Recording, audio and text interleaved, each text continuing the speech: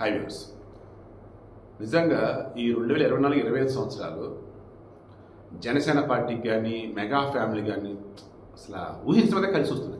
Ganesh gold తాకట్టులో ఉన్న బంగారాన్ని విడిపించి కొనబడును. సంప్రదించండి 9966611144. త్రిబులార్ అవార్డు కానీ, క్లీన్ కార్ పుట్టడం కానీ, మన పవన్ కళ్యాణ్ అధికారులకు రావటం కానీ, నిన్న ఎమ్మెల్సీగా నాగబాబు సెలెక్ట్ అవటం కానీ, ఎలక్ట్ అవటం కానీ, ఈరోజు చిరంజీవికి ఏకంగా బ్రిడ్జ్ ఇండియా అని చెప్పేసి ఒక నాన్ ప్రాఫిట్ ఆర్గనైజేషన్.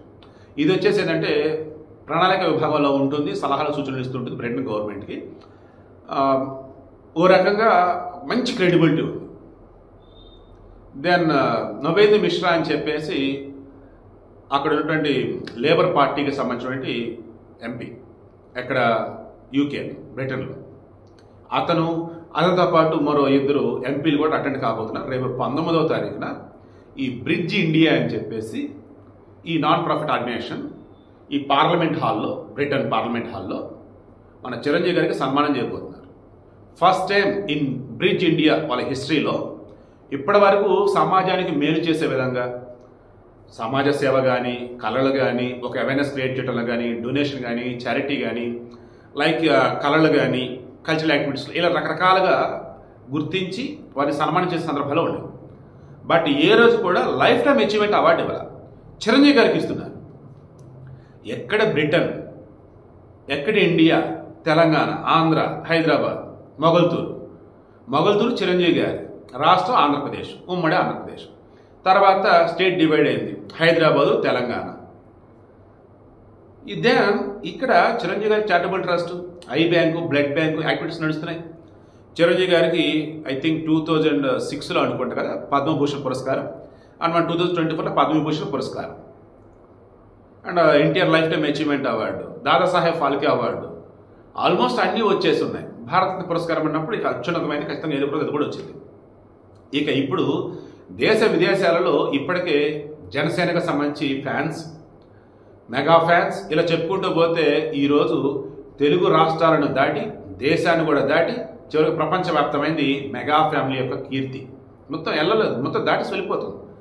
ఆల్రెడీ మనం నిన్న చూసాం జనసేన పార్టీకి సంబంధించి ఆవిర్భావ సభ, 12వ ఆవిర్భావ సభ ఎంత గొప్పగా మాట్లాడారో ఒక్కొక్కరు. నాగబాబు చెప్పినటువంటి మాట నాకు ఇంకా మైండ్లో తిరుగుతూనే ఉంది.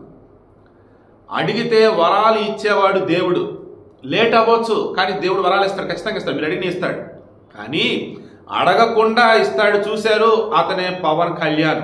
మనకేం కావాలో తను తెలుసుకుంటాడు, అడగకుండానే ఇస్తాడు. అందుకే పవన్ కళ్యాణ్ స్థాయికి నేను పోలేను, ఆ దమ్ము నాకు లేదు, కానీ ఆయన అనుచరుడుగా ఉంటా, ఆయన చెప్పింది చేస్తా అని చెప్పినటువంటి విధానం సింప్లీ సూపర్. ఈవెన్ జనసేన కూడా నాగబాబు అదే పిలిపించాడు. ఏమని? మీరు పవన్ కళ్యాణ్ స్థాయికి వెళ్తానంటే సంతోషంగా వెళ్ళండి, ఆయన మించుతుంటే ఇంకా వెళ్ళండి, సంతోషం. అలా కాదనుకుంటే కనీసం ఆయన దారిలో నడవండి, ఆయన ఫాలోవర్గా ఉండండి, ఎందుకంటే ఆయన కరెక్ట్గా ఉంటాడు, నేను చెబుతున్నాను కదా అని చెప్పేసి అన్నాడు. సో ఈ వేలో చిరంజీవి గారిని కూడా గమనించినట్లయితే చిరంజీవి గారి స్థాయికి మీరు వెళ్ళండి, ఎదగండి, సంతోషం. అలా కాని పక్షంలో ఆయన ఫాలో అవ్వండి.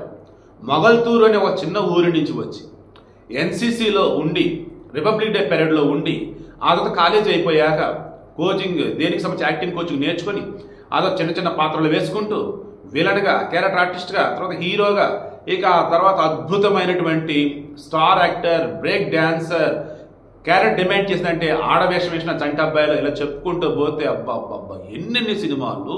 అండ్ చిరంజీవి గారికి recent Guinness book world records కూడా పేరు ఎందుకు వచ్చింది? ఎన్ని వేల పాటలలో ఎన్ని వేల రకాలైన అద్భుతమైనటువంటి యూనిక్ స్టెప్స్ ఆయన యాక్ట్ చేశాడు, డ్యాన్స్ చేశాడు, అందుకు కదా. సో ఆ రకంగా చిరంజీవి గారి ఖ్యాతి విశ్వవ్యాప్తం అవుతాం.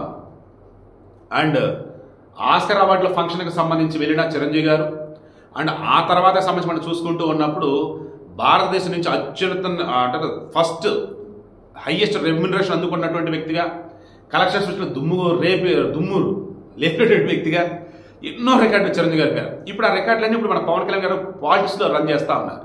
Strike rate 100/100.